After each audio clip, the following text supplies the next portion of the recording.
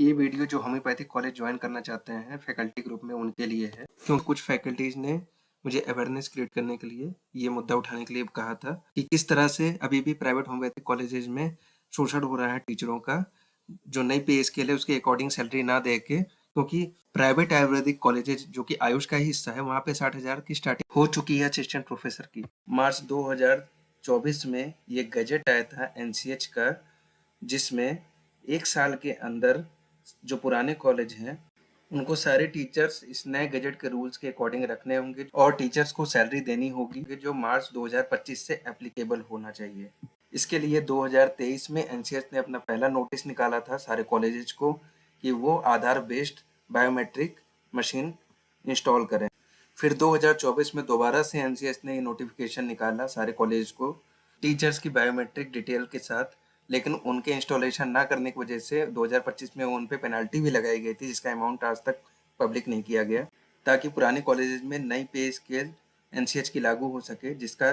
Maximum time period 1 साल का था। लेकिन सवाल यहाँ ये है कि 2 बार नोटिस देने के बावजूद एनसीएच के अभी तक बायोमेट्रिक आधार बेस्ड नहीं लगा इन कॉलेजेस में, क्योंकि इन कॉलेजेस को कोई डर नहीं है एनसीएच का। उसका रीजन ये है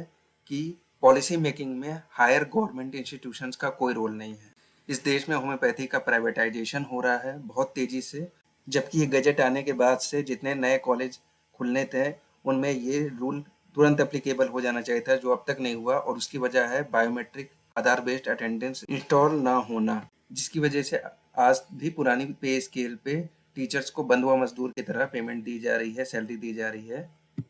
जो कि 2017 का यूजीसी का पुराना रूल है जो 2018 में लगा था, और एनसीएच का रूल जो 2024 में आया है 2025 से इसे लागू हो जाना चाहिए मार्च से, क्योंकि ऑलरेडी 6 से 7 साल लेट हो चुके हैं इसको एप्लीकेबल करने में। साथ में इसमें एचआरए और डीए जो कि जुड़ना होना चाहिए, लेकिन वो कभी भी टीचर्स को नहीं बताया जाता है, उसको हमेशा छुपा के रखा जाता है और चुपचाप उसे एनसीएच को शो करके डिडक्ट कर लेते हैं कॉलेजेस, जिसका बेनिफिट कभी टीचर्स को नहीं मिलता है और ना ही वो उसका अपने इनकम टैक्स रिटर्न में फाइल करने के समय बेनिफिट ले पाते हैं। इसलिए यहाँ पे भी ट्रांसपेरेंसी की ज़रूरत है। पूरा टोटल अमाउंट एचआरए के साथ सैलरी का टीचर्स के अकाउंट में भेजा जाए, और जो भी कैंपस में रह रहे हैं और उसका बेनिफिट ले रहे हैं वो अलग से उसका पेमेंट करके उसकी रेसिप्ट अपने पास लें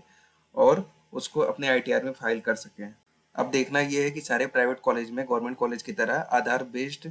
बायोमेट्रिक अटेंडेंस डिवाइस शुरू होता है या नहीं, और ये सेम सैलरी स्ट्रक्चर जो यहाँ मेंशन्ड है ये उन्हें उनके अकाउंट में पूरा मिलता है कि नहीं। साथ ही साथ ये भी ज़रूरी है कि जो पे स्केल कैडर यहाँ पे दिया गया है अलग अलग पोस्ट के लिए, उस पर इन्फ्लेशन रेट को ध्यान में रखते हुए इंक्रीमेंट रेट कम से कम 5% होना चाहिए कंपलसरी एवरी ईयर, और सीसीटीवी इंस्टॉलेशन और उसका वर्क करना भी ज़रूरी है। लाइव एक्सेस होना चाहिए एनसीएच के पास ओपीडी आईपीडी और पूरे कॉलेज कैंपस का, जिससे स्टूडेंट्स को पूरी सेफ्टी और सिक्योरिटी मिल रही है या नहीं ये भी सुनिश्चित हो सके, और ये सारी चीज़ें 2025 के इंस्पेक्शन में कंपलसरी होनी चाहिए, नहीं तो फिर किसी कॉलेज को परमिशन नहीं देनी चाहिए, ताकि ये भी पता चल सके कि एनसीएच अपने द्वारा बनाए हुए रूल्स रेगुलेशन को टाइमली उसे इम्प्लीमेंट कर पाते हैं या नहीं, जिससे ये भी सुनिश्चित हो सके कि प्राइवेटाइजेशन का कोई रोल नहीं है पॉलिसी मेकिंग में, सीसीएच की तरह नहीं तो पॉलिसी मेकिंग में हायर गवर्नमेंट इंस्टीट्यूशंस का रोल होना बहुत ज़रूरी है इन फ्यूचर, क्योंकि इसकी वजह से हर साल प्राइवेट कॉलेज करोड़ों रुपए का घोटाला कर रहे हैं टीचर्स की सैलरी को काट के और उसका गबन करके। अगर इसको हम लार्ज स्केल पे देखें तो इंडिया के सारे प्राइवेट होम्योपैथिक कॉलेज का ये घोटाला कई सौ करोड़ में निकलेगा हर साल का, जिसे अब तक कुछ हजार या कुछ लाख रुपए में पेनल्टी के रूप में दे के छुपा लिया जाता था उस अमाउंट को पब्लिक किए बिना। जब तक सब कुछ ऑनलाइन ही होगा और टीचर्स स्टूडेंट के फीडबैक को गंभीरता के साथ नहीं लिया जाएगा, तब तक ये सुनिश्चित कर पाना मुश्किल है कि अब काम सही से हो रहा है या नहीं एनसीएच बनने के बाद। जो होम्योपैथिक एस्पिरेंट एमडी करके फैकल्टी के रूप में टीचिंग लाइन में जाना चाहते हैं, अपना करियर बनाना चाहते हैं